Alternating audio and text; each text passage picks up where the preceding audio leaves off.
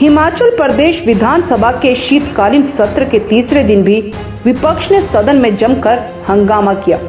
नियम 67 के तहत सदन में करुणामूलक आश्रितों भर्तियों को लेकर स्थगन प्रस्ताव लाया और चर्चा की मांग की, लेकिन विधानसभा अध्यक्ष ने इसकी अनुमति नहीं दी, जिसके बाद विपक्ष ने सदन में ही हंगामा शुरू कर दिया और सदन के बीच में नारेबाजी शुरू कर दी। करीब आधे घंटे तक विपक्ष सदन में ही नारेबाजी करता रहा और जिसके बाद वर्कआउट कर सदन से बाहर आ गए। विपक्ष ने सरकार पर अपने चहेतों को चोर दरवाजे से नौकरियां देने के आरोप लगाए, साथ ही मुख्यमंत्री के सदन में ना होने पर भी हंगामा किया।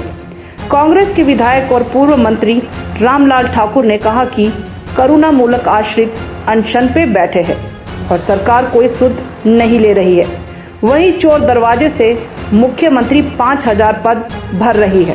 मैंने आशा जी ने और हमारे बहुत सारे साथी हैं, उन्होंने नियम 67 के तहत जो है वो हमने स्थगन प्रस्ताव दिया था। और मैं ये कहना चाहूँगा कि ये जो विषय स्थगन प्रस्ताव का था वो हमारा ये था कि हिमाचल प्रदेश में जो चोर दरवाजे से नौकरियां दी जा रही हैं और मेरिट लिस्ट को जो है वो इग्नोर किया जा रहा है और साथ में जो रोस्टर है बना हुआ उसकी अवहेलना हो रही है, उसकी अनदेखी हो रही है। हमने ये सारी बातों को लेके और आज की तारीख में मैं ये भी कहना चाहूँगा कि जो सरकार ने आउटसोर्स के ऊपर कर्मचारी रखे हैं, ये आउटसोर्स के ऊपर जो कर्मचारी रखे हैं, ये मैं कहना चाहूँगा कि ये एक कंपनी के हैं। वो कंपनी भारतीय जनता पार्टी से संबंध रखती है। चोर दरवाजे से शिमला की कोई क्लीन वे कोई कंपनी का नाम है। और मैं ये कहना चाहूँगा कि इसके माध्यम से जितनी नौकरियाँ दी जा रही हैं आउटसोर्स के ऊपर, वो सारी की सारी नौकरियाँ जो उनको पैसा मिलता है उससे 1/3 जो है वो कंपनी रख रही है और 2/3 पैसा जो काम करने वाले हैं उनको दिया जा रहा है।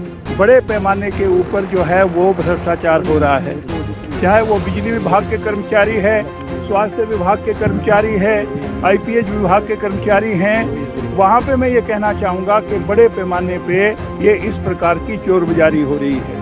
और साथ में बड़ी बात यह है कि हिमाचल प्रदेश की सरकार ने पिछले सेशन में जो साल में पहले में हमारा बजट सेशन हुआ था, उसमें मुख्यमंत्री जी ने बजट भाषण में कहा था कि जिनकी कर्मचारियों की मौत रिटायरमेंट से एक दिन भी पहले होती है, उनके आश्रितों को नौकरी देने के लिए जो है वो सरकार जो है उनको भी नौकरी देगी। लेकिन आज दुख की बात यह है कि हिमाचल प्रदेश में इन 4 सालों के अंदर जो कर्मचारी हैं उनकी मौत हुई है, वो 5000 से ज़्यादा लोग हैं जिन्होंने अप्लाई कर रखा है। और उन्होंने नौकरी के लिए इसलिए अप्लाई किया क्योंकि परिवार में जो है वो अन्न पैदा करने वाला कोई नहीं है, रोजगार जो है नहीं है और खाने के लिए लोगों को मिल नहीं रहा है। इसलिए उन्होंने आज की तारीख में भी मैं कहना चाहूँगा 5000 ऐसे लोग हैं जो पात्र व्यक्ति हैं, नौजवान जो रोजगार लेना चाह रहे हैं क्योंकि सरकार ने कहा था। लेकिन सरकार आज कह रही है कि कार्यक्रम ऐसे नहीं चलेगा। नीति ये है कि पूरी सारी जितनी भी पोस्टें हैं, जो वैकेंसी है, उसका 1% जो है वो इनको मिलेगा, जो करुणामूल आधार के ऊपर जिनको नौकरी मिल रही है। तो फिर सरकार ने कह दिया कि एक दिन पहले भी जिसकी मौत होगी वो भी इसमें कवर हो जाएगा।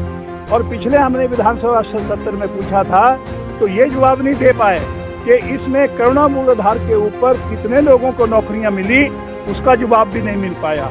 हमने कहा था कि आपने आउटसोर्स के ऊपर, दैनिक के ऊपर जो है वो कितने कर्मचारी लगाए हैं, तो ये कहा गया कि ये सूचना हमारे पास नहीं है। और आज मैं कहूँगा कि सरकार ने ये फैसला किया है क्योंकि चुनावी वर्ष आ गया, इसलिए 50,000 कर्मचारी जो है वो अब चोर दरवाजे से लगेंगे, आउटसोर्स के ऊपर लगेंगे। और साथ में क्या है कि उसकी जो है ये नहीं देखा जाएगा किसको देनी है, ना कोई उसमें रिजर्वेशन का पॉइंट रखा हुआ है। और जो भी आ रहे हैं, जो भी मुख्यमंत्री जी के पास आएंगे, जो मंत्रियों के पास आएंगे, उनको ये 50,000 कर्मचारी तो चोर दरवाजे से रखने का फैसला है। मैं ये कहना चाहता हूँ उसे नौजवानों के हितों की रक्षा नहीं होगी। नौजवान जो है वो सड़कों के ऊपर है। आज हिमाचल प्रदेश यहाँ तक पहुँच गया है कि पूरे मुल्क की अगर आप परसेंटेज देखो तो उससे दुगनी 14% अनएम्प्लॉयमेंट जो है वो हिमाचल प्रदेश में ये आंकड़ा बढ़ा है। इसलिए मैं कहना चाहूँगा जो अनएम्प्लॉयमेंट है, जो जैसे मैं कहूँगा कि जो एम्प्लॉयमेंट एक्सचेंज में जिन्होंने लोगों ने अपने नाम दर्ज करवाए हैं, आज मैं कहूँगा कि 14 लाख से ज़्यादा लोग जो हैं वो आज नौकरियां चाह रहे हैं, लेकिन उनको नौकरियां नहीं मिल रही है। कुछ कोरोना की मार पड़ी, कुछ इस सरकार की मार पड़ रही है। मुख्यमंत्री जी यहाँ से चले गए, क्या ज़रूरी है? मैं कहना चाहूँगा मुख्यमंत्री 3 दिन के लिए यहाँ पे नहीं होंगे।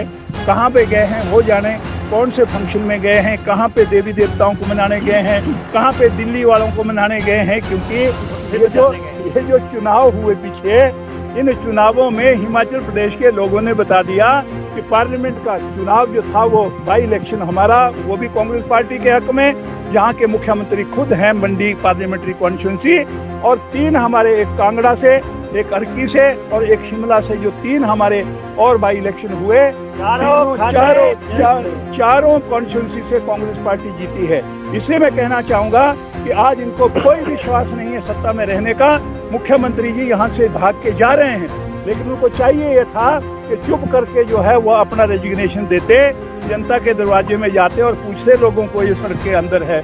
पुलिस वालों का क्या हाल हुआ वो हमने पहले दिन आपको बता दिया कि आज पुलिस वालों को भी प्रताड़ना का जो है वो सामना करना पड़ रहा है।